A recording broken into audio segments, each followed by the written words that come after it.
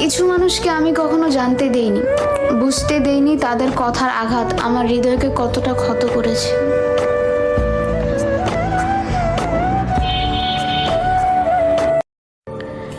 কান্নাটা ছিল আমার, কিন্তু কারণটা ছিলে তুমি। তুমি হয়তো মজা নিয়েছো, কিন্তু ধ্বংস হয়েছি আমি। আসলে পুরুষ কিসে আটকায়?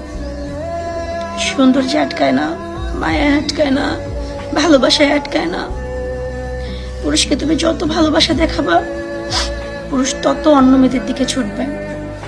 এটা তুমি কোনো জিনিস দিয়ে আটকাইতে পারবে না। দিনের শেষে সে অন্য কারো হয়ে যাবে।